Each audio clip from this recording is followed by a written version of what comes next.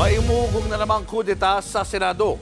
Patatalsigin daw si Senate President Chis Escudero at ipapalit si Senadora Cynthia Villar. Nasa frontline ng balitang yan si Mayan Los Baños. Tinawag lang na chismis ni Senator G.V. Ejercito ang umuugong na namang pagpapalit ng liderato sa Senado.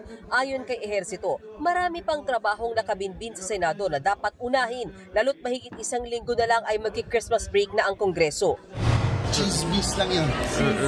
Kasi so far okay naman ang performance. I think satisfied naman karamihan ng senators.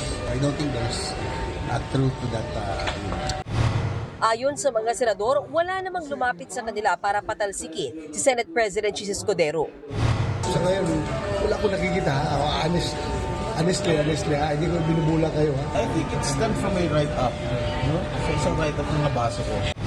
Lumabas sa isang pahayagan na si Senator Cynthia Villar umano ang planong ipalit kay Senate President Chis Escudero. Pero itinanggi na yan mismo ni Villar.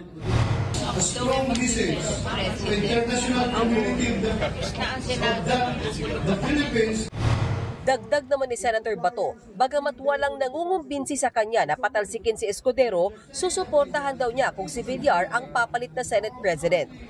Si Ma'am Cynthia Villar, kasama ako. Kasi close kami, di ba? Very close kami. Ayon pa sa ilang senador, malaking bagay na manatiling Senate President si Escudero, lalo't may nakaambang impeachment case laban kay VP Sara Duterte na maaring umakyat sa Senado. Let's move discussion. Kung sakasakali umakyat yung impeachment dito sa atin, please abogado yung pwede sa inyo. Tingin din ni Senador Alan Peter Cayetano, espekulasyon lang umano'y kudeta sa Senado. It's part of the political maneuvering but also part of the political bickering. But to our knowledge, si Escudero naman, tinawanan lang ang issue at ayaw nang magkomento. Mananatili raw itong chismis hanggat hindi ito nangyayari. Magpapatuloy lang daw siya sa pagtatrabaho.